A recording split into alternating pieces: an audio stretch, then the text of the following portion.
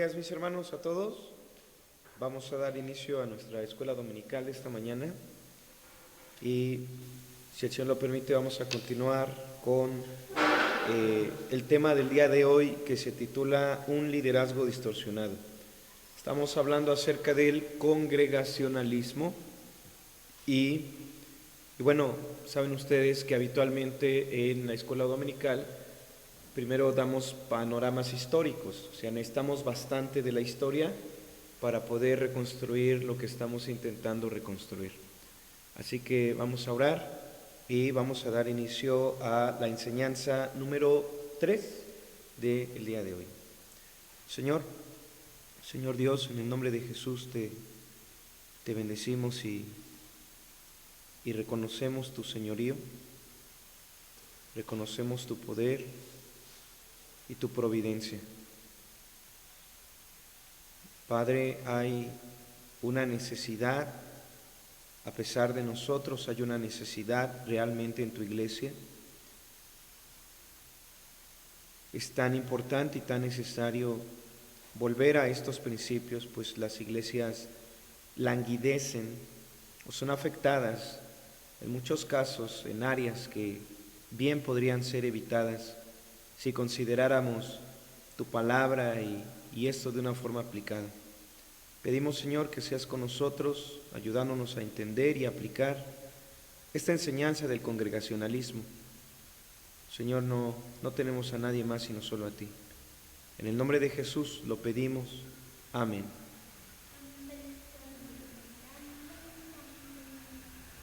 Bueno, hemos tomado primeramente de las Escrituras algunos ejemplos, y es bueno que nosotros sepamos por las Escrituras dónde están esos primeros principios, ¿de acuerdo? Entonces tenemos primeramente en Hechos capítulo 6 el pasaje más reconocido en la práctica del congregacionalismo. De ahí tomamos otros pasajes representativos como Hechos capítulo 9, Hechos capítulo 11, Hechos capítulo 14, en dos ocasiones en el capítulo 11. Así que la Biblia nos muestra cómo la iglesia en Jerusalén, la iglesia de los primeros días, cómo se gobernaba, cuál era el orden eclesiástico dentro de la iglesia en Jerusalén. Sin embargo, hemos visto que esto se perdió y que después de que los apóstoles mueren, los primeros años de los padres de la iglesia, incluyendo la era de los padres apostólicos, hay un tiempo en el que se comienzan a deformar estos principios de la iglesia y comienzan a ver ciertas ideas acerca de un obispo que esté por encima de los demás obispos. Ahora, hemos dicho, y para aquellos que no lo entienden aún, un obispo es un sinónimo de un pastor y es a su vez un sinónimo de un anciano. Obispo, anciano o pastor son sinónimos, como un perro y un can, ¿no? Son palabras sinónimas, se escriben de forma diferente, pero finalmente se está diciendo lo mismo, como un auto, un coche. Esos son palabras sinónimas. Quiero que entiendan bien esto, porque algunas personas hacen una diferencia entre un obispo, entre un anciano y entre un pastor. Y vimos la semana pasada cómo con el paso del tiempo se le empezó a dar un significado diferente a cada palabra y se comenzó a elevar a diferentes rangos cada una de esas palabras, ¿sí? Habían obispos en algunas diócesis, en algunos poblados, y entonces se comenzaron a elevar al nivel de que obispos o pastores que estaban en lugares geográficos con más preeminencia que otros, por ejemplo, repito, no es lo mismo o no sería lo mismo hoy en día un pastor de San Juan Citlaltepec que un pastor o un obispo de Zumpango, porque Zumpango es cabecera municipal. y por lo tanto los otros pastores del barrio de San Lorenzo, de San Sebastián, etcétera, tendrían una menor preeminencia que aquel obispo que estuviera ahí en el barrio de San Juan, a un lado del palacio municipal. Entonces la gente comenzó a darle cierta importancia no solamente a los nombres. Un obispo tenía un lugar de preeminencia por encima de un pastor o de un anciano, y también la zona geográfica comenzó a elevarlos y comenzaron a delegar en una menor importancia a otro tipo de obispos, pastores o ancianos. Entonces comienza a haber una deformación, mis hermanos, en cuanto al liderazgo. ¿Y por qué tenemos que seguir avanzando en esta idea de liderazgo? Y así es como he titulado a la enseñanza del día de hoy, un liderazgo distorsionado. Es importante porque una de las causas por las que el congregacionalismo bíblico no se está llevando a cabo, sino que está habiendo un congregacionalismo mocho, incompleto. Les mencionaba la semana pasada que finalmente la Reforma Protestante trajo de vuelta este principio del congregacionalismo, y el hecho de que hoy día hayan muchas congregaciones independientes, al menos me refiero a independiente, aunque tengan cobertura y etcétera, etcétera, hayan mucha variedad de iglesias, es resultado del congregacionalismo. Hoy puede haber inclusive iglesias madres, qué triste decirlo de esa manera, iglesias matrices, para que me entiendan mejor, que manden aquí a Zumpango a alguien como pastor y que ellos lleguen diciendo: yo soy pastor. Bueno, ¿quién te dio esa autoridad? Pues mi iglesia madre, mi iglesia matriz. Y entonces finalmente no podría existir eso si no hubiera venido la Reforma Protestante, porque la Iglesia Católica llegó a tener pleno control, plena autoridad sobre todas aquellas personas que enseñaban la palabra de nuestro Señor. Entonces, si una persona viene a esta región de Zumpango, enviado de una iglesia de Chalco, de Querétaro, de Tlaxcala, etcétera, etcétera, si una persona viene aquí a Zumpango, uno pregunta: bueno, ¿quién te envió? ¿Bajo qué autoridad? Y ellos señalan a su autoridad, pero no es la Iglesia Católica Romana. Pero no encontramos eso en cuanto al catolicismo romano. No va a venir un sacerdote independiente del catolicismo romano, de la arquidiócesis aquí en Zumpango, perdón, en México, y no vamos a encontrar un sacerdote que comience desde cero un lugar, sino que ya llegan a sus lugares ya previamente establecidos. Así que se hizo una reforma, dio como resultado algunos destellos del congregacionalismo, pero finalmente hoy siguen muchas iglesias, y Dios nos libre de también hacer eso, de no terminar la reforma. Y están importando muchísimas de esas cosas que no solamente no vienen en las Escrituras, sino que de antemano son antibíblicas y van en contra de lo que nuestro Señor ha enseñado en su palabra. Y aquí, mis hermanos, no olvidemos, quiero ir a Apocalipsis capítulo 2, porque acabo de decir que hay cosas que se practican en las iglesias que no solamente no están en las Escrituras, sino que son antibíblicas, ¿de acuerdo? Entonces sabemos que hay dos tipos de posturas, de posiciones. Hay cosas que no vienen en la Biblia, pero que son de común denominador con los gobiernos humanos, es decir, son extrabíblicas, pero por sentido común, son válidos bajo principios bíblicos.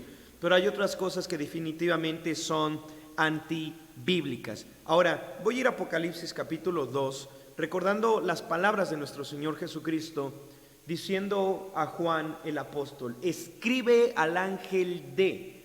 Y en el capítulo 2 encontramos inmediatamente las palabras de nuestro Señor diciendo a la iglesia en Éfeso, ¿no? A la iglesia en Éfeso, capítulo 2, versículo 1, escribe al ángel de la iglesia en Éfeso: el que tiene las 7 estrellas en su diestra, el que anda en medio de los 7 candeleros de oro, dice esto. y comienza a decir cosas que son buenas, que la iglesia de Éfeso ha trabajado. Versículo 4, pero tengo contra ti que has dejado tu primer amor. Así que se le llama al arrepentimiento. Arrepiéntete de dónde has caído, ve de dónde has caído, recuerda de dónde has caído y arrepiéntete, haz las primeras obras. Versículo 6, y aquí es donde quiero que nos enfoquemos. Hay cosas que nuestro Señor Jesucristo reconoce que la iglesia de Éfeso está haciendo y que es algo muy bueno. Nuestro Señor reprende al pastor y a la iglesia en Éfeso porque ellos han dejado su primer amor. Pero nuestro Señor termina afirmando algo que es correcto en el versículo 6, que nuestro Señor avala y que los hermanos de la iglesia en Éfeso hacen. Noten esto: pero tienes esto, que aborreces las obras de los nicolaitas, las cuales también yo aborrezco. Noten esto, y esto es algo bien importante. Aborreces las obras de los nicolaitas. Según la tradición, de los 7 diáconos, uno de ellos se llamaba Nicolás. Al parecer, de esos 7 diáconos, en Hechos capítulo 6, que la iglesia elige, reconoce, al parecer Nicolás se creyó superior a sus demás hermanos y entonces comenzó a infiltrarse dentro de la iglesia un pensamiento de una jerarquía eclesial. Así que, según se ha interpretado, esta doctrina de los nicolaitas se refiere a que dentro de la iglesia hay ciertas jerarquías o ciertos puntos de importancia que la Biblia no autoriza. Quiero que entiendan esto. Un pastor es un pastor. Y finalmente un pastor no es igual a cualquier miembro de la iglesia. Su función es diferente.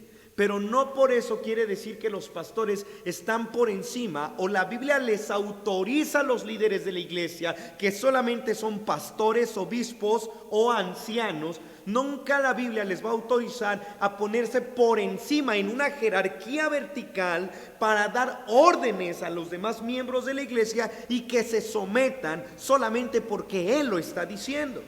La obra de los nicolaitas consistía precisamente en esto.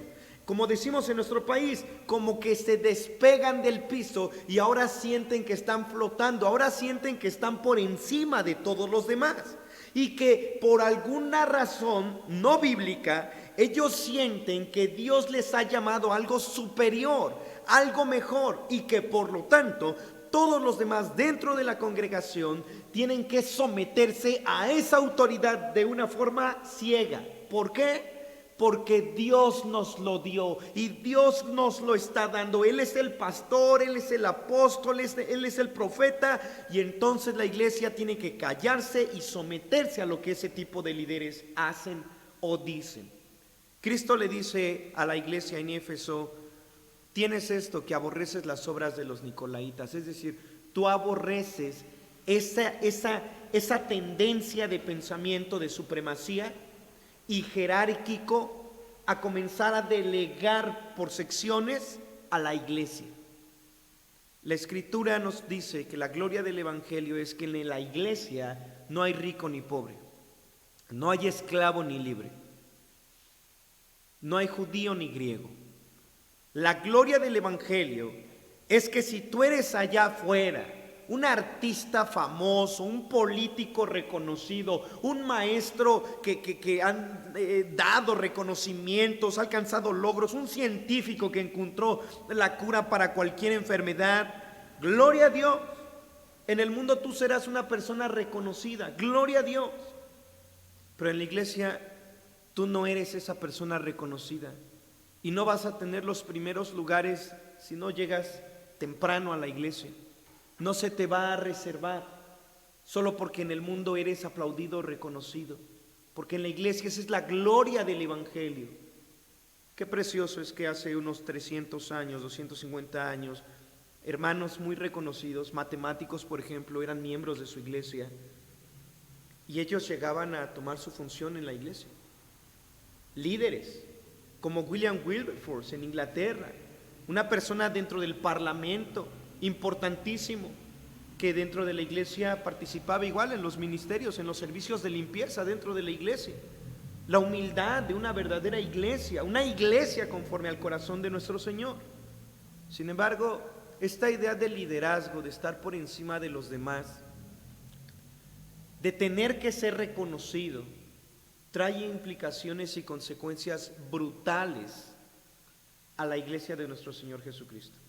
Hoy vamos a ver 7, creo que anoté nada más 7, 9, iban a ser 10, son 9 nada más, 9 eventos que poco a poco fueron exaltando ese tipo de liderazgo, de tal manera que hoy en día se tiene una idea distorsionada acerca del liderazgo. Quiero leer ahora Apocalipsis capítulo 2, versículo 15, porque a la iglesia de Pérgamo nuestro Señor va a reprender a la iglesia de Pérgamo, porque dice: y también tienes a los que retienen la doctrina de los nicolaitas, ¿cómo termina diciendo el texto? La que yo aborrezco. Esto nos tiene que quedar perfectamente claro, mis amados hermanos, porque esta pieza es crucial en el congregacionalismo.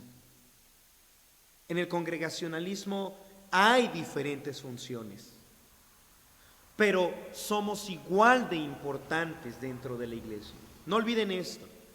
Nuestro Señor Jesucristo le dijo al apóstol Pedro: y a ti te daré las llaves, pero en su contexto está hablando de la iglesia. Le daré las llaves. Así que entendemos que mínimo hay 2 llaves para que sea plural, porque no dijo te voy a dar la llave, sino las llaves. Y nunca olviden esto nos lo tenemos que comenzar a quedar, a abrazar en nuestro corazón. Una llave es para ustedes, los miembros de la iglesia. La otra llave es para el liderazgo de la iglesia, para el pastor o pastores dentro de la iglesia. Pero para que se abra o se cierre una puerta, ambas llaves deben de entrar en la chapa y deben de girar al mismo tiempo para que esa puerta pueda abrir, como una puerta que tiene 2 chapas. Por cierto, eso me recuerda a la puerta de la entrada de mi casa, porque si yo solo meto la llave de abajo y está puesta la de arriba, pues ya abrí la de abajo, pero no puedo abrir la de arriba. Si solo abro la de arriba y no abro la de abajo, pues no abre. Cuando se llega a poner el seguro, yo tengo que meter o al menos girar ambas perillas al mismo tiempo. Son 2 llaves, mis amados hermanos. Por lo tanto, reconocemos y tenemos, como la Biblia lo ordena, en alta estima a los pastores dentro de la iglesia. Pero eso no quiere decir que ellos tienen una posición por encima de nosotros para que nosotros ciegamente nos sometamos a ellos y ellos entonces sean intocables. No, en el congregacionalismo tenemos esta pieza de la importancia en igualdad, aunque diferentes funciones, pero entendiendo las palabras de nuestro Señor Jesucristo, Él aborrece esa obra de los nicolaitas, aborrece esa jerarquía o esa jerarquización dentro de la iglesia local. ¿Sí? Vamos a entender un poquito más acerca de esto. Actitudes que llegaron a distorsionar. De entre todos los obispos, que dijimos que es un obispo, un pastor, comenzaron a haber congregaciones en diferentes partes del mundo después de que nuestro Señor Jesucristo muere, los apóstoles mueren y el trabajo, el Espíritu Santo está obrando en todo el mundo conocido. Nosotros sabemos por las Escrituras que el apóstol Pablo escribió una carta a una iglesia que se estaba congregando en Roma. Es la carta a los romanos. Ahora, algunas personas han llegado a afirmar que el apóstol Pablo y el apóstol Pedro, que sí estamos seguros que Pablo muere en Roma, pero algunos han llegado a afirmar que el apóstol Pedro estuvo predicando los últimos años de su vida en la iglesia en Roma, de tal manera que Roma es donde muere el apóstol Pedro. Y muchas personas tienen la idea de que Pedro es la roca, es el sucesor de nuestro Señor Jesucristo, como algunos le llaman el vicario de Cristo, después lo vuelven el Papa, pero finalmente algunas personas han llegado a exaltar al apóstol Pedro por encima de todos los demás apóstoles, de tal manera que se han atrevido a exaltar la iglesia que se congregaba en Roma como la iglesia fundamental a la cual todas las demás iglesias se deben de someter y se deben de subyugar. No pierdan de vista esta idea. ¿De dónde puede uno en las Escrituras sacar la idea de que una iglesia está por encima de otra iglesia? Esto es el resultado de esa jerarquización de que un pastor o un obispo está por encima de otros obispos. Y si el pastor está por encima, pues obviamente la iglesia, piensan ellos, por lo tanto la iglesia está por encima de las demás. Y así es como mucha gente dice: yo prefiero congregarme en la iglesia madre porque ahí es donde está el mero bueno, pero todas las demás chiquitas, no, pues yo no voy a una célula porque ahí no está el mero bueno, ahí no está el mero poder. Bueno, esta tendencia llevó a que ciertos obispos en Roma comenzaran a creerse esa idea de que ellos estaban por encima de las demás congregaciones y que ellos estaban por encima de otros obispos de alrededor, lo que dio como resultado un sometimiento de las iglesias y de los obispos al obispo de Roma, de tal manera que todo culmina en el papado, ahora, o lo que es el episcopado monarquial. Pero entonces, vemos aquí cómo se va deformando ese liderazgo, ¿sale? No perdamos de vista esto. En el año 189 después de Cristo, que es el siglo segundo, al final casi del siglo II, del año 189 al 199, todos estos son obispos de Roma, ¿de acuerdo? Pastores en Roma. Un hombre llamado Víctor I, obispo de Roma, por supuesto, pastoreó o gobernó del 189 al 199. Y él tuvo un problema en la iglesia, pero no solo en la iglesia, sino con otro de los presbíteros. Recuerden que para este entonces ya hay una diferencia entre un obispo y un presbítero. Hubo una discrepancia acerca de la Pascua, porque el presbítero Blasto decía dentro de la iglesia que se debía de celebrar la Pascua en el 14 de Nisan. ¿De dónde sacan esa idea de celebrar la Pascua en el 14 de Nisan? ¿Lo recuerdan? El Antiguo Testamento, Éxodo capítulo 12, se nos lo enseña. Así que Blasto encuentra en las Escrituras y además conoce la tradición de las iglesias en Asia Menor. ¿Cuáles son las iglesias en Asia Menor? Iglesias del Apocalipsis y otras que están ahí porque son de Asia Menor. Las iglesias en Oriente, mis amados hermanos, aunque ustedes no lo sepan, celebraban la Pascua en el 14 de Nisan, pero las iglesias en Europa occidental no celebraban la Pascua.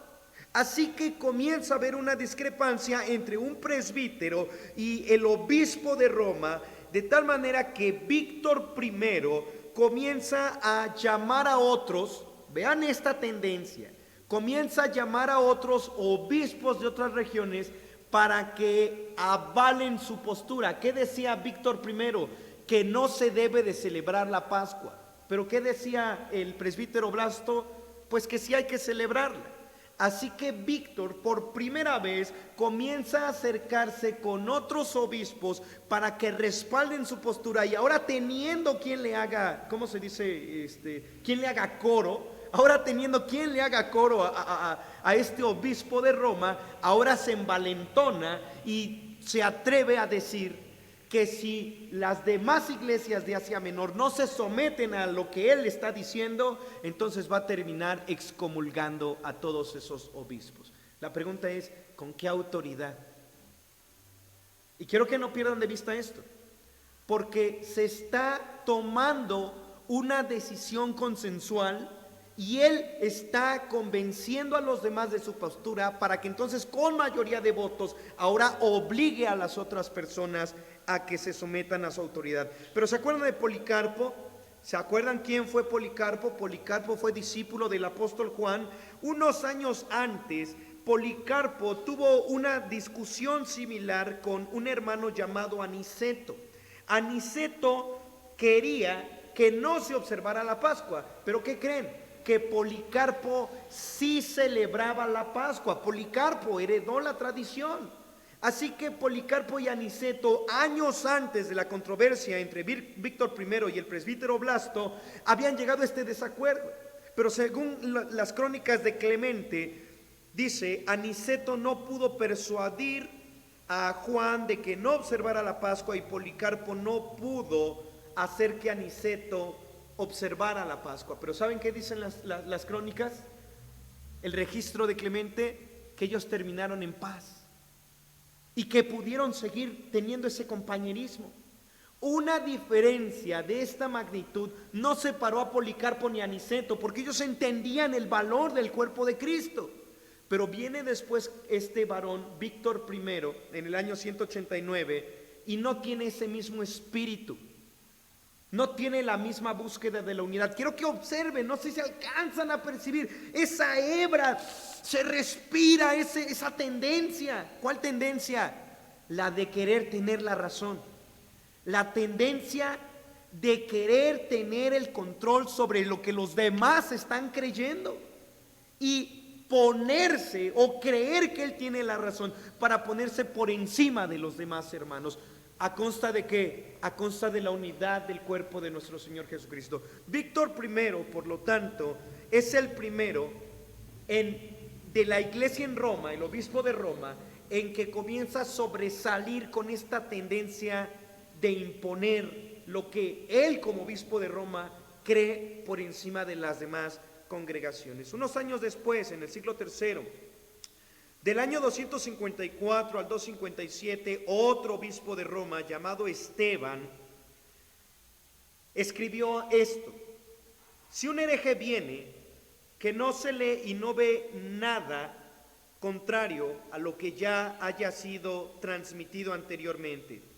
¿Qué estaba diciendo?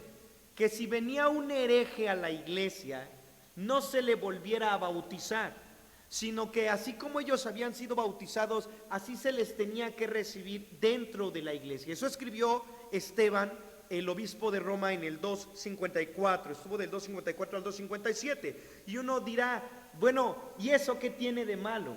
Los demás obispos se levantaron contra él diciendo, oye, estás totalmente equivocado. ¿Cómo vas a recibir a una persona que fue bautizado en una herejía y que finalmente cuando viene a la iglesia ha sido bautizado en el nombre de quién? ¿Bajo qué otros principios? Bueno, Esteban pudo más que todos ellos y él decía que él tenía un lugar por encima de todos los demás porque él era el que estaba sucediendo a San Pedro. De aquí comienza, de este varón llamado Esteban, del 254 al 257, obispo de Roma, por primera vez él se gloría diciendo, tengo la autoridad de decir esto porque soy obispo de Roma y yo soy sucesor directamente de San Pedro. Así que él comienza a creerse la idea de que porque está como obispo en Roma, donde Pedro predicó, donde el apóstol Pablo predicó, entonces todos los demás deben de someterse. ¿Se dan cuenta de esa locura? En el año 337 al 352 estuvo pastoreando Julio I, obispo de Roma también. Y hubo una situación con la iglesia de Alejandría, en donde él escribe a los antioquianos, porque así se conoce la carta a los antioquianos de Julio I, donde él escribe a los antioquianos, se nos debió escribir a todos nosotros la situación que estaba pasando con los de Alejandría. Y él dice, ¿o ignoran que siempre ha sido costumbre escribirnos primero y de aquí nosotros determinamos todo aquello que es justo? Había una situación con la iglesia en Alejandría, pero los antioquianos toman una decisión y resuelven el problema. Pero entonces viene de lejos una carta del obispo que está en Roma y les está exhortando, ¿por qué no nos avisaron? ¿Que no saben que siempre que hay un problema nos escriben a nosotros, al obispo de Roma? Y por lo tanto de aquí nosotros mandamos la solución. Y tú te quedas pensando, bueno, ¿y eso con la autoridad de qué? ¿Eso bajo qué principio? Pero quiero que noten cómo esa idea equivocada de que el sucesor de San Pedro en Roma es el que tiene una preeminencia. Con el paso del tiempo esa idea se va arraigando cada vez más y se vuelve cada vez más sólida, pero no solamente se ha arraigado esa cizaña, sino que además comienza a arrojar sus frutos con espinas y comienza a verse ese liderazgo defectuoso y totalmente distorsionado. Les escribe Julio I a los antioquianos: si había sospecha de que ahí estaba sucediendo, deberían de habernos escrito aquí. Si había sospecha de ahí, deberían de escribirnos aquí. Se está auto-otorgando una autoridad que no encuentras en las escrituras.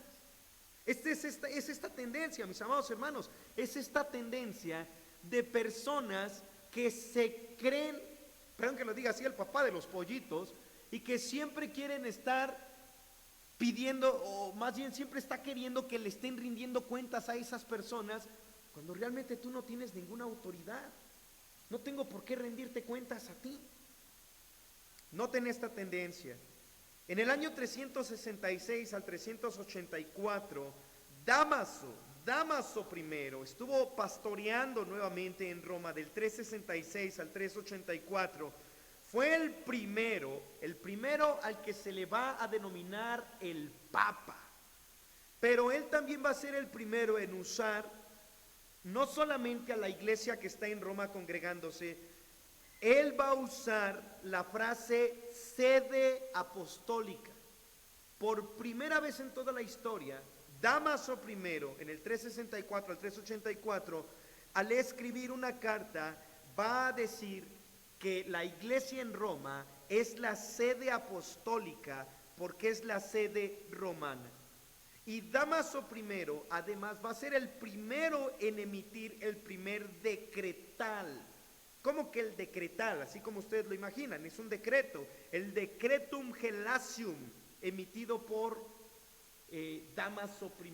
Y uno dirá, bueno, ¿qué es eso de un decreto? Los emperadores en esa época emitían decretos, de tal manera que la palabra del emperador era ley para todo el imperio. Y Dámaso I se le ocurre hacer un decreto, y por primera vez en la historia de la iglesia no solamente se están adjudicando una autoridad que las escrituras no autorizan, sino que va totalmente en contra del espíritu del evangelio, sino que además se atreven a emitir decretos que son leyes para todas las demás iglesias que están bajo la autoridad papal. O sea que son leyes que tienen carácter universal. ¿Qué está haciendo Dámaso I? Está imitando el poder y la autoridad del emperador. ¿De dónde? ¿De dónde sale esta tendencia? Están imitando el poder de los reyes, de los emperadores. Y por primera vez ellos, ¿se acuerdan lo que dijimos la semana pasada? No les bastaba el título de pastores. Comienzan a separar por jerarquías: pastor, anciano, obispo. A alguien se le ocurre comparar al obispo con un sacerdote. No le basta solamente ser un pastor, un siervo, sino que ahora los suben al nivel de los sacerdotes, al estilo del Antiguo Testamento. No solo les basta subirlos a un nivel, cada vez se están elevando más y más y más, como esos globos aerostáticos. Cada vez se están despegando más del suelo.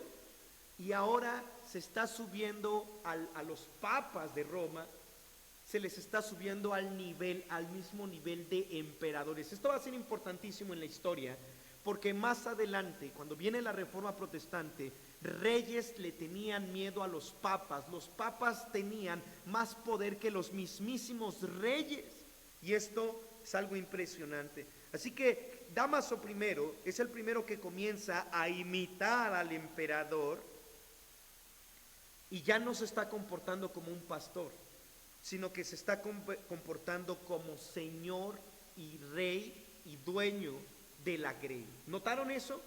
¿Cómo comienzan con pequeñas ideas descabelladas y cada vez que no se corrigen se comienza a arraigar al punto en el que ya tienen una autoridad impresionante? Estaba viendo esta semana una noticia de un pastor en África, que en el mero servicio entraron a asaltarlo 3 personas.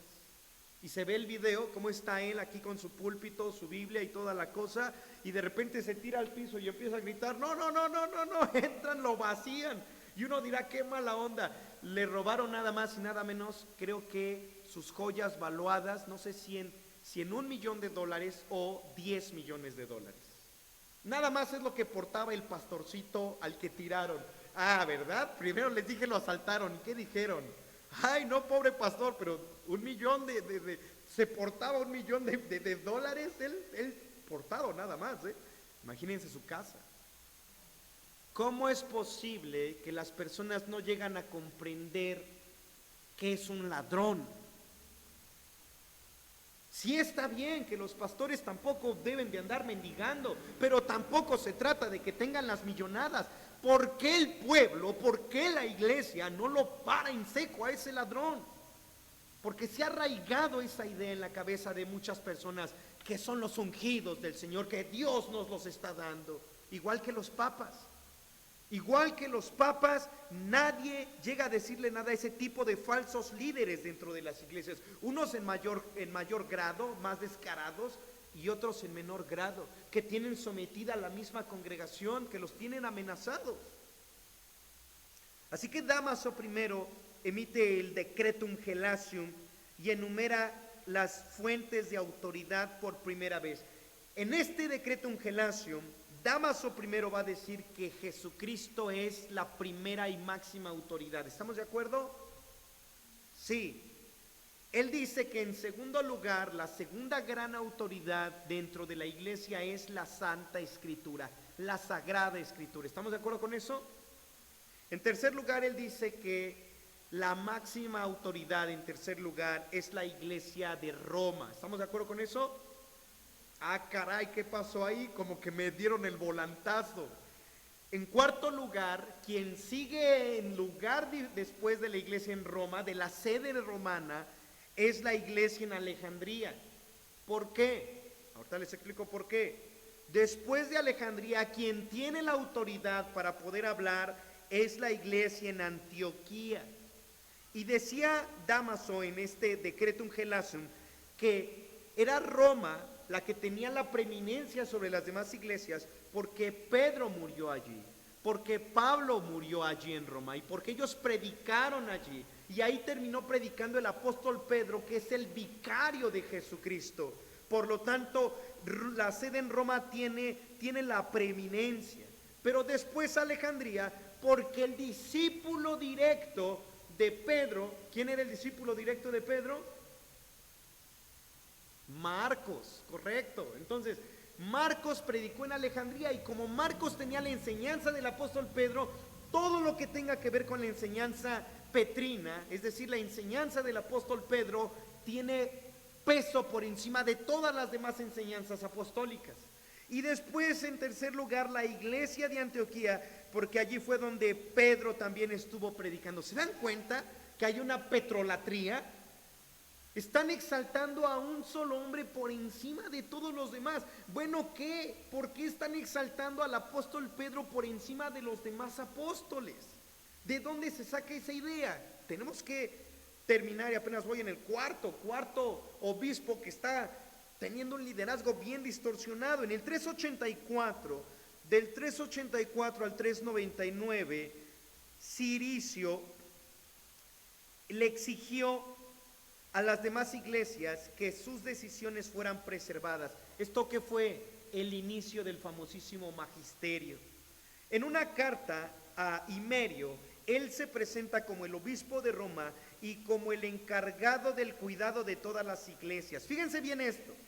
Él escribe en esta carta a Himerio, Ciricio, fíjense lo que Ciricio escribió: llevamos el peso de todos los que están cargados. En nosotros los lleva el bienaventurado apóstol Pedro, quien nos protege y nos defiende en todo como herederos de su administración. Esto me suena bien raro porque ¿han conocido alguna vez a una persona que se siente que nadie le agradece, se siente cargado, se siente frustrado y yo hago esto por ustedes? Pero tú te quedas con esa persona bien, dices, pues tú te cargas porque quieres, yo nunca te pedí que vayas a mi casa a diario a limpiar la casa. Yo no te pedí o sea, déjame a mí hacer mis cosas, no te preocupes por mí, tú preocúpate por tus cosas. ¿Han conocido personas así, que se sienten los mártires y los sufridos? Bueno, pues Ciricio tenía esta actitud y escribe: nosotros llevamos las cargas de todas las iglesias en nosotros. Como Pablo escribió: pero no yo, sino Cristo en mí. Solo que aquí Ciricio dijo: pero no yo, sino Pedro en mí. Y nosotros que llevamos las cargas. Oye, ¿no es una reverenda tontería ese pensamiento? Noten el punto, cómo comienza a distorsionarse el liderazgo. Primero te elevas tú solito. Primero te autopones, te autocolocas, y ya cuando sientes mucha carga, ahora te haces el sufrido. Y ahora resulta que Dios está conmigo. Aunque nadie esté conmigo, ahora sí Dios está conmigo. ¿Recuerdan que yo he hablado, y lo digo con temor, pastores que se han suicidado, que han escrito en las cartas: nadie me valora? Es porque no entienden ese orden y se arraigó ese falso liderazgo distorsionado. ¿El pastor tiene que andar haciendo las cosas de las personas? No, para nada. Pastor, ¿usted va a hablar con mi esposo? No, porque yo no soy su esposa. Yo soy esposo de mi esposa. Si tú quieres hablar algo con tu esposo, ¿quién tiene que hablar con el esposo? Tú mismo, ve y habla con tu esposo. Y más porque no es creyente. ¿Qué me tengo que andar metiendo yo? Ve y arregla las cosas como Dios manda. Si son dos creyentes, si son miembros, hay una iglesia. Y por supuesto que el pastor habla. Pero ¿quién es quien tiene que poner en orden las cosas? No solo es el pastor.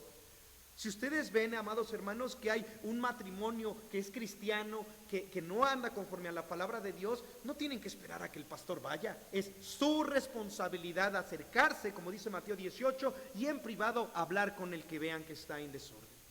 Pero no es el trabajo solo del pastor. Este varón Ciricio sentía que llevaba la carga de todas las iglesias. Además de esto, decreta el celibato. Fue Ciricio en el 384 quien decreta que los sacerdotes deben de ser célibes, que no se pueden casar. Y también Ciricio se atreve a decir que no hay ningún obispo legítimo que no autorice la sede romana. Si están notando cómo se está deformando esto y cada vez se está adquiriendo más poder, más autoridad, comillas, comillas, guiño, guiño. Sienten que cada vez hay más autoridad. Inocencio I, que no tuvo nada de Inocencio, él estuvo pastoreando del 402 al 417. Él reafirma la legitimidad del obispo de Roma y establece el derecho de apelación de Roma sobre todas las causas graves. Quiere decir que si el emperador, iba a decir, el Papa romano no está de acuerdo en la solución de algún pequeño concilio en otras regiones, entonces tiene que ser autorizado por el papado en Roma. Además, Inocencio I es quien establece el rito romano sobre las demás liturgias. ¿Saben lo que es una liturgia? La manera en cómo se lleva a cabo el culto de adoración dentro de la iglesia. Fue la iglesia en Roma, y fue Inocencio I quien dice: así como nosotros llevamos nuestra liturgia aquí en Roma, así se tiene que hacer exactamente igualito en todas las demás congregaciones. ¿Sabían ustedes que tenemos libertad de culto? Y lo dice en el capítulo 1, párrafo 6, segunda sección de nuestra Confesión de Fe de Londres, que algunas cosas son comunes de la adoración. ¿Son comunes a qué? A esta humanidad, a este mundo. No necesariamente todas las congregaciones tienen que llevar su liturgia como nosotros la llevamos. Hay ciertos principios litúrgicos, pero finalmente no todos tienen que venir y tienen que comenzar con una oración, ponerse de pie. Cada uno empieza diferente la convocación a la adoración. No hay ninguna regla en las Escrituras que ordene que todos tenemos que llevar nuestra liturgia igualito.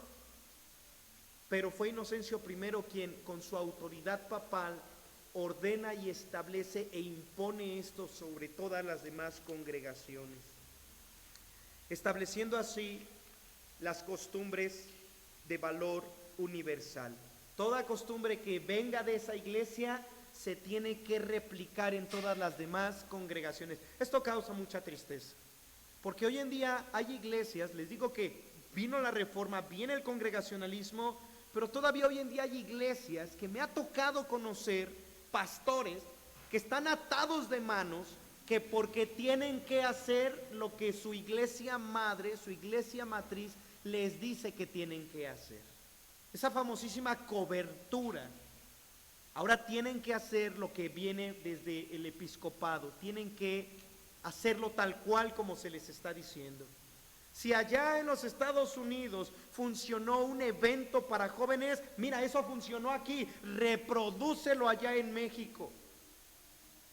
Oye, no entiendes que es diferente el tipo de personas que se están reuniendo, somos diferentes. Si allá funcionó el básquetbol, aquí va a funcionar el soccer, no es igual en todas las naciones. Pero es ahí cuando se impone, mis hermanos. Y fue Inocencio I. Séptimo, Bonifacio I, del 418 al 422. Él le recuerda a todas las demás iglesias que son tres las iglesias principales. ¿Cuál dijimos que es la primera? No se me estén romanizando, mis hermanos, porque no hay una primera. Él decía que la primera iglesia era la sede romana. Y después, solo porque Juan Marcos predicó en Alejandría, pues Alejandría. Y en tercer lugar, la iglesia de Antioquía, 1, 2 y 3. ¿Encontramos eso en las Escrituras? No encontramos jamás la primera, la segunda y la tercera. Jamás encontramos eso. No hay orden jerárquico en las iglesias, al menos en las Escrituras no lo hay. Y en los concilios jamás lo hubo y lo debió de haber habido. Me fascina cuando se convocan a reuniones de pastores y llegan hermanos muy humildes que están predicando en la sierra y llegan con la misma y deben de tener exactamente el mismo voto, la misma voz que los pastores que predican en la ciudad con 10,000 personas pastoreando. No es más el que tiene más gente en su iglesia que el que está pastoreando a 5 o 6 ovejitas. Estamos, según las Escrituras, estamos en igualdad.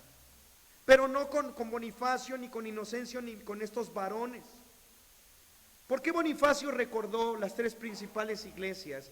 Porque él dijo, deben sujeción y disciplina eclesiástica a estas tres iglesias. Ahora ya hizo su club de Toby. Ahora es Roma con sus 2 sucursales. ¿Para qué? Para que nosotros tres obliguemos a las demás congregaciones a que se haga lo que nos estamos diciendo. Y fue Bonifacio I quien apeló históricamente, diciendo que a lo largo de la historia, fíjense bien cómo comenzamos desde el siglo II, pero ya en este año Bonifacio, en el 418 al 422, dice, deben de apelar a cualquier controversia a la sede romana, porque siempre se ha hecho así. Pues claro, siempre se ha hecho así, pues sí, obligándolo, imagínate que vienen los narcotraficantes por 400 años y nos dicen, siempre se ha hecho así. Mira, en los anales de la historia siempre han sido extorsionados y han pagado tributo. Pues claro, pues durante 400 años hemos estado equivocados y es obvio que así se ha hecho, pero por la mala, nunca por las Escrituras. En octavo lugar, 440 al 461, León I. Estaba gobernando el emperador Valentiano III y él establece un edicto imperial. Escuchen bien esto.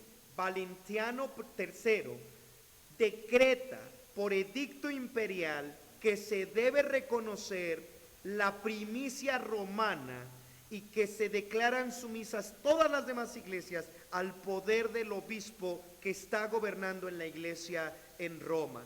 Todas las iglesias en Europa occidental deben de someterse al Papa León I. Ahora, ¿quién se coló en el asunto? Ahora el emperador, viene y ya también el emperador tiene voz y voto en las cuestiones eclesiásticas. Ahorita vamos a ver algunas aplicaciones de todo esto, pero pregunta a mis hermanos, porque el congregacionalismo tiene que ver con esto. He conocido pastores que dicen, hay recursos que el gobierno de los Estados Unidos mexicanos, por ley, establece para dar al ámbito religioso. Testigos de Jehová bajan recursos del gobierno. El católico romano no se diga, son los que más bajan recursos. No bajan recursos los cristianos porque hay de chile, mole y pozole. ¿Qué hay? Bautistas, bautistas reformados, bautistas fundamentalistas. Entonces el gobierno dice, bueno, pues, ¿qué son ustedes? No, pues, y se agarran del chongo los cristianos, ¿no? Pero hay pastores que dicen, tenemos que pedirle al gobierno ayuda para construir nuestros lugares de reunión, que nos den varilla, que nos den cemento, y por eso muchos pastores les están pidiendo su INE en elecciones a los congregantes. La pregunta para ustedes es, que lo iremos respondiendo con el paso del tiempo, ¿cuál es nuestra relación con las autoridades civiles de nuestro país? ¿Puede Andrés Manuel López Obrador venir y dar una orden dentro de la iglesia?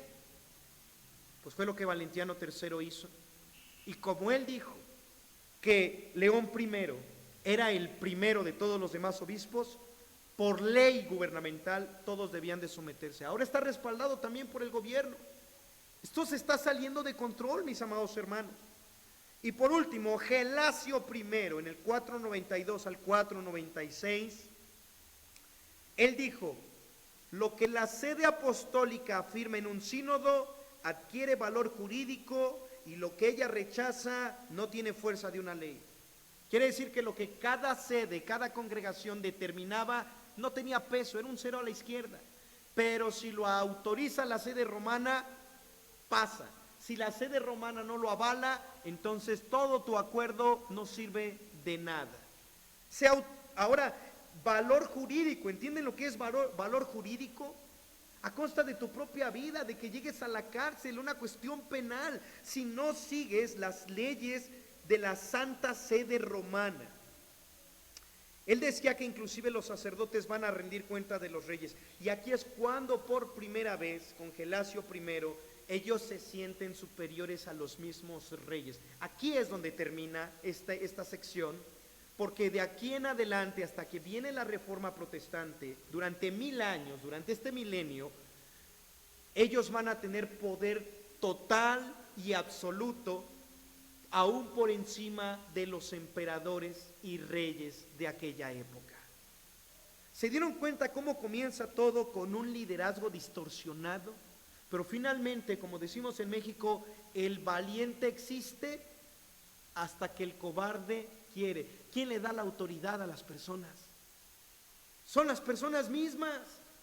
Por su ignorancia, por su negligencia, por su pereza, por su falta de participación, llegó a tener el poder que tuvo. Ahora, solo les conté esta parte de la historia, que es la que nos compete a la enseñanza de hoy. Pero quiero que sepan que en cada uno de estos eventos, hermanos fieles se levantaron con las escrituras a decir, eso no es lo que enseña el Señor. Algunos los mataron y otros sencillamente fueron piedritas en el zapato de estos tiranos que buscaban hacerse del poder, piedritas en el zapato. Les dije que el católico romano afirma que Pedro es la autoridad o la máxima autoridad dentro de todos los demás apóstoles. ¿De dónde sacan esa idea? De Primera de Pedro 5:13. Primera de Pedro 5:13. Y voy a ir a Primera de Pedro, me voy a quedar ahí unos segundillos. En Primera de Pedro 5:13, Pedro escribe esta carta y en la parte final dice, la iglesia que está en Babilonia, elegida juntamente con vosotros y Marcos mi hijo, os saludan. La iglesia que está en Babilonia, al parecer Pedro está en Roma y de forma alusoria, es decir, Pedro está haciendo una alusión a la Babilonia espiritual porque está en Roma y Roma es como si fuera la Babilonia espiritual. Así que algunos han interpretado este pasaje como diciendo que Pedro llegó a predicar y a establecer y a afirmar la iglesia que estaba en Roma. Pero ¿recuerdan quién escribió la carta a los romanos? No fue Pedro. ¿Quién fue? Fue Pablo quien escribe la carta a los romanos, ¿no? Esta palabra la acabo de inventar, no sé si ya existía, creo que tienen una petrolatría. Ellos están exaltando en sobremanera al apóstol Pedro, como si el apóstol Pedro tuviera la supremacía sobre los demás 12 discípulos. Otra vez, no olviden esto, el católico romano está exaltando a Pedro por encima de los demás apóstoles, pero quiero que notemos cuál era el pensamiento del apóstol Pedro. En Primera de Pedro capítulo 5, voy a leer el versículo 1 al versículo 3. Pedro escribió esto: ruego a los ancianos que están entre vosotros, yo anciano también, ¿qué dice? Anciano también con ellos. Él no se está elevando por encima de los demás pastores. Y testigo de los padecimientos de Cristo, que soy también participante de la gloria que será revelada. ¿Se dan cuenta que Pedro no se está poniendo por encima de los demás pastores? Sino que está diciendo: yo soy igual que ustedes. Versículo 2: apacentad la grey de Dios que está entre vosotros, cuidando de ella no por fuerza, sino voluntariamente, no por ganancia deshonesta, sino con ánimo pronto, no como teniendo señorío sobre los que están a vuestro cuidado, sino siendo ejemplos de la grey. No como teniendo señorío. Ese es el pensamiento del apóstol Pablo. No poniéndote por encima de los demás como rey o señor. ¿Fue eso lo que hicieron estos obispos de Roma? No, al contrario, hicieron lo contrario, de forma antibíblica. Y quiero que quede este antecedente en nuestro estudio del congregacionalismo. Elevar a un pastor por encima de la congregación es pecado. Y si esta iglesia eleva a un pastor o los pastores por encima de la iglesia debe de arrepentirse, porque es pecado. Porque la Escritura, Pedro, inspirado por el Espíritu Santo, le está diciendo a los pastores que no se enseñoreen de la grey. No pueden ellos creerse superiores a los demás miembros de la iglesia. Es pecado, es maldad. Pero también es pecado que la iglesia no pare en seco a ese rufián. Y si un pastor quiere ponerse por encima de la congregación y la iglesia no se pone las pilas y no exhorta a ese hombre: oye, corrige, porque estoy viendo como que ya te estás despegando del piso. Te reconocimos como pastor, pero ¿puede un pastor ser quitado del pastorado? ¿Puede la iglesia dejar de reconocer al pastor? Solo otros pastores pueden quitar a un pastor, lo veremos más adelante. Pero ojo, pero la iglesia, si yo me volviera loco, yo vengo el próximo domingo a predicar, pero ustedes ya no vienen. ¿De qué manera dicen: yo no te reconozco como pastor? Sencillamente ya no asisten. Estaba escuchando la historia de un pastor. Hace poco se fue la congregación porque se despegó del piso. Estaba yendo en el camino contrario a lo que la Biblia enseña. Se quedó solo el pastor con 2 ovejas, creo. ¿Qué pasó con la demás congregación? Estaban orando por un pastor. ¿Se dan cuenta del valor de esa congregación? Pastor, si no corriges y si tú no quieres, hay otro caso de otra iglesia, también estoy recordándolo, donde eran 4 pastores, quitan a uno, quedan 3, pero ahora son 2 contra 1. Y el pastor, uno de los pastores, quiso poner en disciplina a uno de los 2 pastores, pero hubo una revuelta tremenda. La mitad de la iglesia, con 10 diáconos, se separó de esa congregación, porque la iglesia no quiso poner en disciplina al pastor. ¿Y qué dijeron? ¿Eso va contra las Escrituras? ¿El pastor puede estar en disciplina? Por supuesto que sí. ¿La iglesia puede sentar al pastor? Por supuesto que sí. Dios nos ha dado la autoridad, mis amados hermanos. Eso se llama congregacionalismo, pero no ir en esa dirección. Vean a dónde nos podría llevar. Y por eso tenemos congregaciones donde hay tiranos. ¿Pero por qué hay tiranos? Porque las personas lo han permitido, por no conocer lo que la Biblia enseña. Y aquí el pensamiento de Pedro no era exaltarse por la grey, por encima de la grey. ¿Recuerdan que hubo el primer concilio en Jerusalén? Pedro no dio el visto bueno. Cuando se hace el primer concilio en Jerusalén, Pedro da su testimonio y dice: esto fue lo que me pasó con Cornelio, ya se los conté. Pero el que da el visto bueno es Jacobo, no Pedro. Si Pedro hubiera tenido la preeminencia sobre los demás apóstoles, Pedro y no Jacobo hubiera dicho que se escriba esto. Y Pedro se somete a lo que dijeron los demás hermanos. Pedro nunca tuvo la preeminencia. Y recuerdan cuando fue de visita y a otra iglesia, Pedro, y se comienza a apartar de los hermanos por temor a los judíos, y Pablo se acerca y le da una de aquellas, una reprimenda a Pedro y lo exhorta. Si Pedro tuviera la preeminencia sobre los demás apóstoles, Pablo no hubiera podido exhortarle, como hoy en día se han hecho intocables muchos líderes dentro de muchas congregaciones. Pero Pedro ha demostrado lo que él mismo escribió en primera de Pedro 5, no enseñoreándose, no volviendo señores, sino ejemplo. ¿Puede un pastor ser exhortado? No puede. Debe ser exhortado si está viviendo equivocadamente. ¿Y quién lo va a exhortar? ¿Otro pastor? No, mis hermanos, ustedes como iglesia son quienes están llamados y obligados a exhortar al pastor, considerando también cuál es su función y cuál es su ministerio. En Mateo 16, el católico romano entonces ha tomado esta idea equivocada. Mateo 16.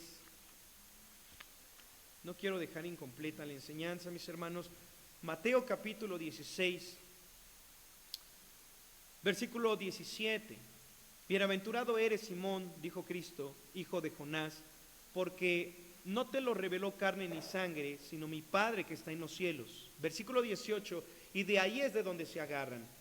Y yo también te digo que tú eres Pedro, y sobre esta roca edificaré mi iglesia, y las puertas del Hades no prevalecerán contra ella, y a ti te daré las llaves del reino de los cielos, y todo lo que atares en la tierra será atado en los cielos, y todo lo que desatares en la tierra será desatado en los cielos. El católico romano dice que Pedro es esa roca, pero quitan el versículo, quitan el contexto cuando Cristo pregunta, ¿quién dicen que soy yo? 16, ¿qué dijo Simón Pedro? Tú eres el Cristo, el Hijo del Dios viviente. ¿Quién es la roca? Cristo, el Hijo del Dios viviente. De tal manera que las llaves no se le han dado a una persona llamado Pedro, sino que las llaves se le han dado a toda persona que confiesa que Jesucristo es el Cristo, el Hijo del Dios viviente. Es sobre lo que se fundamenta la iglesia. Por eso es tan importante la membresía dentro de una iglesia. No puede una persona que no es cristiano opinar en las cuestiones de la iglesia, porque no ha nacido de nuevo, no tiene entendimiento. Por eso es que hay una membresía dentro de la iglesia. ¿Por qué? Porque una persona que es bautizado, que públicamente confiesa su fe, es una persona, según las escrituras, una persona que es añadida a la iglesia. Pero puede una persona decir, yo soy cristiano, ¿ya te bautizaste? ¿Cómo confesaste públicamente tu fe? Y mucha gente dice, pues yo lo sé, yo lo siento en mi corazón, pues a mí me dirán lo que quieran, pero yo voy a seguir a Cristo a mi manera. Eso terminó, y lo veremos en la Reforma Protestante, terminó muy mal, muy mal. Bíblicamente, ¿qué dice el Señor? Si tú eres cristiano, debes de decirlo públicamente. ¿Cómo? A través de tu bautizo. Y entendemos que si ya vienes bautizado a la iglesia, ¿cómo debes de decirle a la iglesia? No en otro bautizo. Si tu bautismo es legítimo, no te puedo volver a bautizar. Si tu bautismo no es legítimo, pues ni modo, hay que bautizarte, como dicen las escrituras.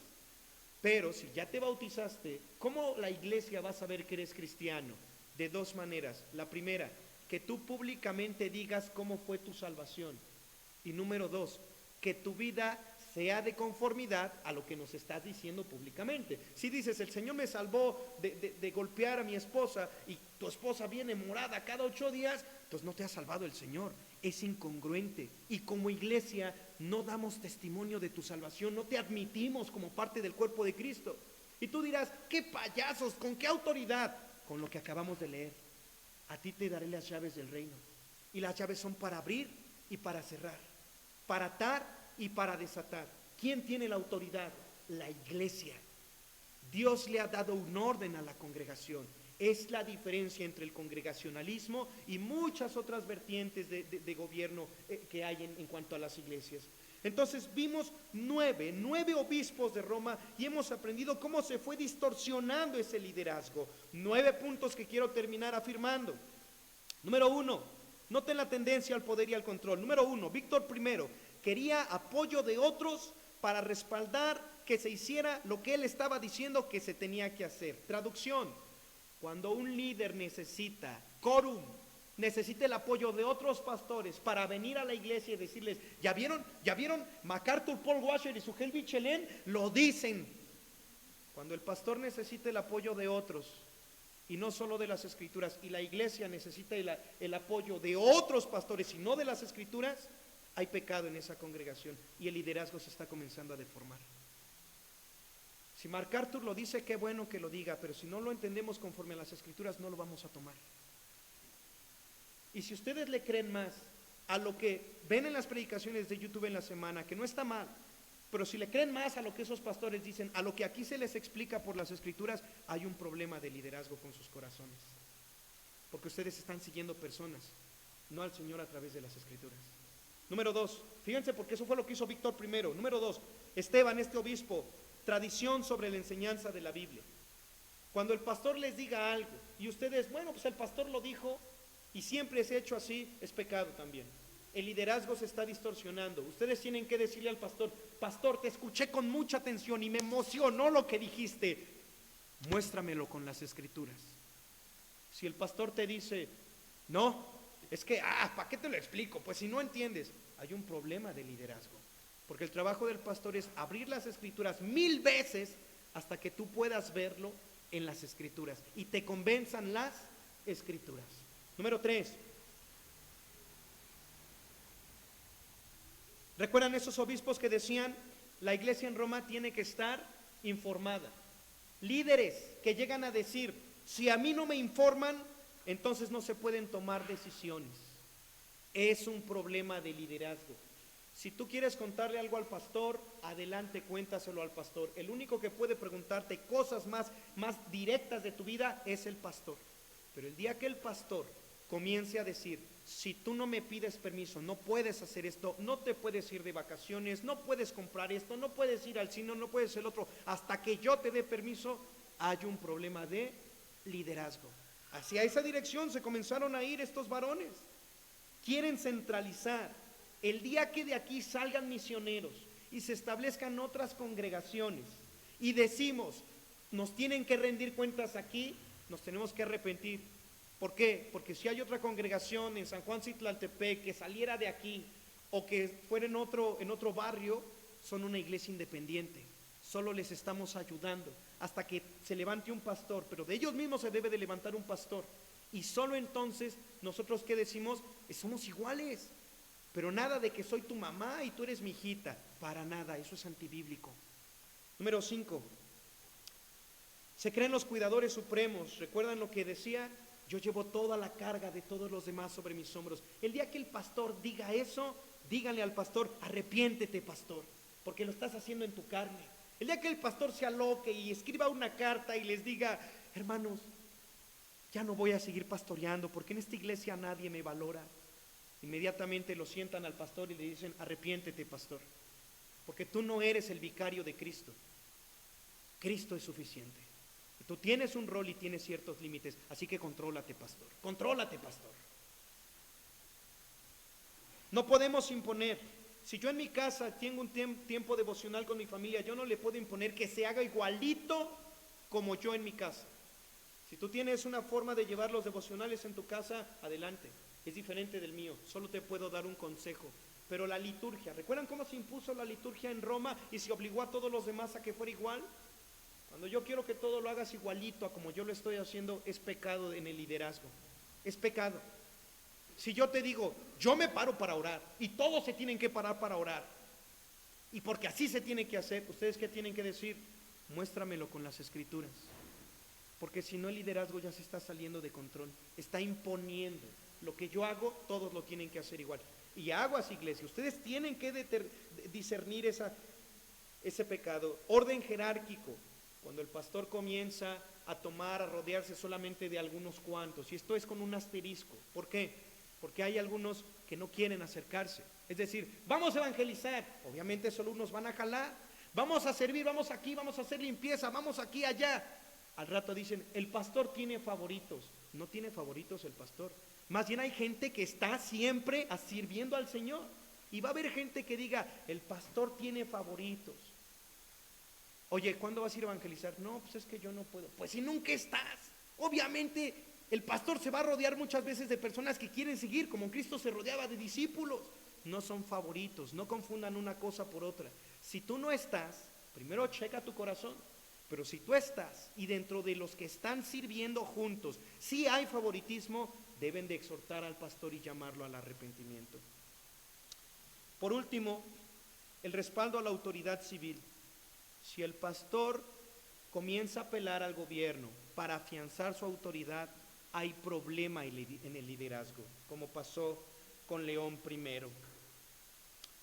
Se sienten tan importantes que se vuelven mártires. Todo eso es liderazgo distorsionado. ¿Qué no debe de haber eso en el congregación? ¿Qué de eso no debe de haber en el congregacionalismo? Nada de eso, mis hermanos. Entonces ya entendimos cómo se deforma un liderazgo y cómo se termina deformando el verdadero congregacionalismo. Oremos, por favor. Padre, en el nombre de Jesús te damos gracias por este tiempo.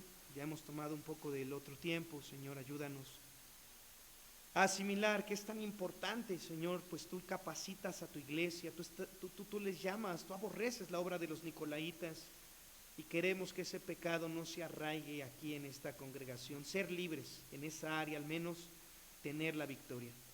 En el nombre de Cristo Jesús estamos orando y damos gracias. Amén.